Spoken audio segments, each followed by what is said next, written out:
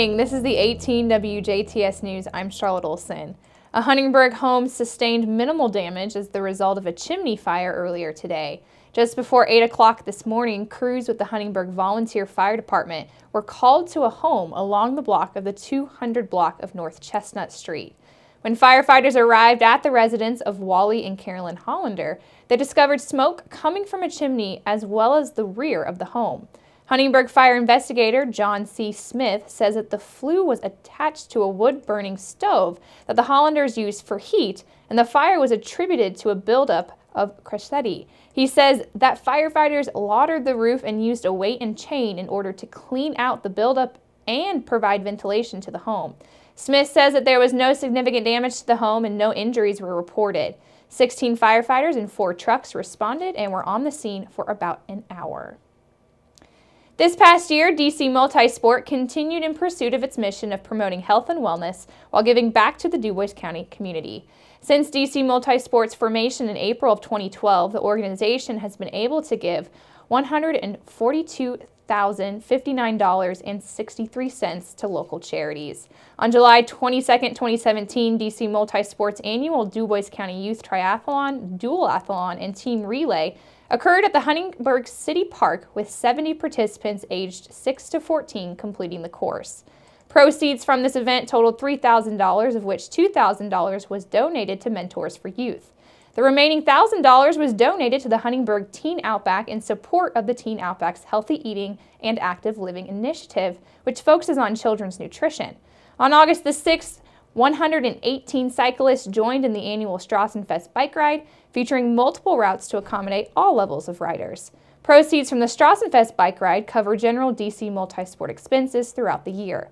On September 2nd, the annual Heartland Half Marathon, 5K, and Team Challenge occurred throughout the city of Jasper, with a total of 593 participants, 179 of which were out of the county and participants from 10 different states. $12,000 in proceeds from this 2017 event will go towards the replacement of a Holter scanning device at Memorial Hospital's Philip R. Dawkins Heart and Vascular Center. $14,000 in proceeds from the 2016 Heartland Half Marathon, 5K, and Team Challenge went towards the purchase of a Sonocyte ultrasound machine that helps locate veins for stent and IV placements. And also, DC Multisport Board extended their thanks to each company or each individual that has helped in supporting the health-focused events and that allows DC Multisport to give charitable organizations. You can visit DC Multisport to view their fitness events that they promote at www.dcmultisport.com or to see a list of fitness events, and also you can like their Facebook page.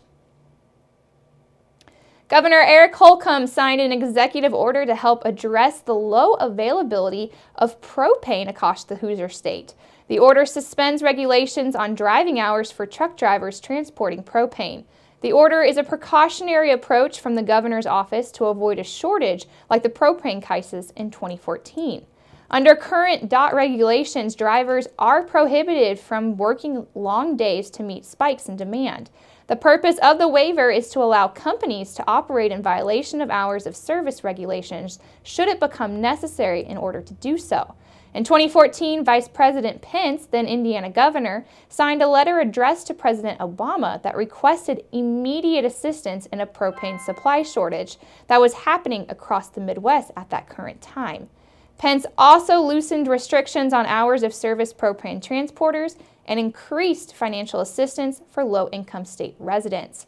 Holcomb signed the executive order on Tuesday, not so much in response to a problem of a supply shortage, but rather in response to make ease for the lack of availability at local terminals due to the high demand with the sustained colder temperatures. Locally, Mike Ackerman, president of Ackerman Oil that owns Southern Indiana Propane, says that while there are some areas experiencing shortage, Southern Indiana has not yet seen these effects.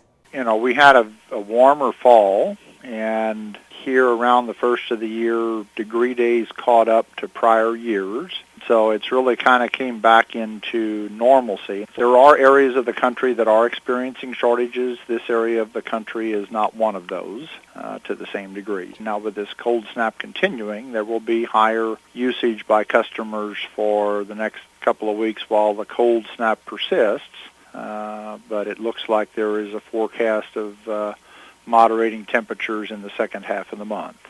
Propane, separated from crude oil during the refining process and also extracted from natural gas, is used by 48 million households and businesses as fuel for their power water heaters, backup power sources, and equipment engines.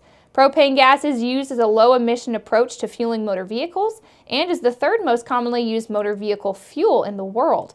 Ackerman noted that they keep a close eye on the weather to anticipate what their customer usage schedule will be. Temperatures can have a few different effects. One is if we've got customers that are in difficult to reach places for snow and ice, if you get extreme cold or extreme mildness, we try to do what's right for the customer on filling their tank accordingly.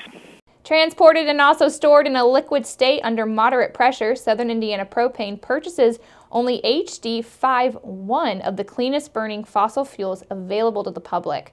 The area will see a break with the cold temperatures as forecasters are calling for warmer temperatures by the middle of next week. Residents of Huntingburg can have their live Christmas trees picked up the next 3 Fridays. Officials with the city say that the Huntingburg Street Department will pick up Christmas trees for Huntingburg residents on Friday, January 5th, next Friday, January the 12th, and the following Friday, January 19th. Officials say that Christmas trees must be placed near the curb in order to be picked up for street department personnel to help collect. Residents wanting their trees picked up are asked to call the Huntingburg City Hall at 812-683-2211 and to leave your street address by Wednesday, January the 17th.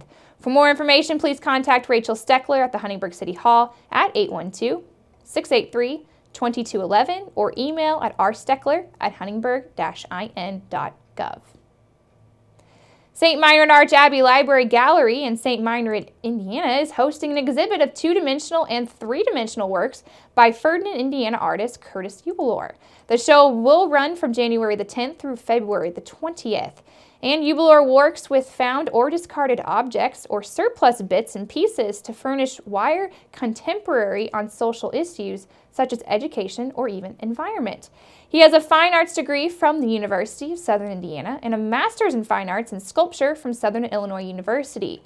And he works primarily in assemblage and collage with occasional forays into painting for library hours. And to visit the Arch Abbey, you can visit their website. Their website is www.stmeinrad.edu/library/hours. The exhibit is free and open to the public, and those wishing to view the exhibit may want to arrive at least 30 minutes before closing time. Former Vigo County Council member Mark Byrd will file as a Democratic candidate for the 43rd District seat in the Indiana House of Representatives. 64-year-old Byrd announced in mid-December that he was considering running for the office. Byrd said that he initially plans to focus on 3 issues, which include education and labor and the state's current drug problem. Byrd also said that Indiana has passed laws such as right to work that have had a negative impact on organized labor. Byrd served for 12 years on the Vigo County Council, and in 2015 he lost a close race for mayor of Terre Haute against incumbent mayor Duke Bennett. Byrd is a 1989 graduate of Oakland City College with a bachelor's degree in business administration and physical education. He and his wife Brenda have 2 children, Elizabeth and Joey. Mark Byrd is the brother of Indiana State University and NBA basketball great Larry Bird. As schools welcome students back today after the long holiday break that the weather caused some delayed start times. Otwell Miller Academy, Paoli Community Schools, and also Orleans Community Schools all saw a 2-hour delay this morning. Lagodi Community Schools will be running on a 2-hour delay tomorrow, and as the cold weather still is persistent around the area, Lagodi Superintendent of Schools Chip McFay announced that all Lagodi schools will officially be running on a 2-hour delay on Thursday and Friday mornings. Bone-chilling cold has gripped much of central U.S., and as 2018 began on Monday, breaking century-old records and icing over some New Year celebration, DuBois County was under a wind chill advisory for the first 2 days of the new year, as some areas here in southern Indiana saw negative 15-degree wind chill readings. In Indianapolis on Tuesday, they tied a record low of minus 12 degrees Fahrenheit or minus 24 degrees Celsius. For January the 2nd, set in 1887. Although temperatures have been lower in Indiana, the all-time low was -36 or -38 Celsius in 1994. Experts say that the current frigid weather is unusual because of how long it has lasted. And while the cold has gripped the area for the last 2 weeks, relief is on the way with warmer temperatures forecasted for the first part of next week. Evansville Casino saw a big jump in business with the opening of its $50 million onshore facility. State reports show that the Tropicana Evansville had a gross revenue jump during November of about $3.1 million, or 36% compared to a year ago. That increase comes after the new casino opened on October the 20th, replacing the riverboat that had been occupied in its place since 1995, opening on the Ohio River. Tropicana Evansville was the first of Indiana's 10 riverboats to move onto land under a state law, which is approved by legislators and then Governor Mike Pence in 2015 in response to greater competition from neighboring state casinos. And make sure you keep it right here, because up next we're going to take a look at your weather summary.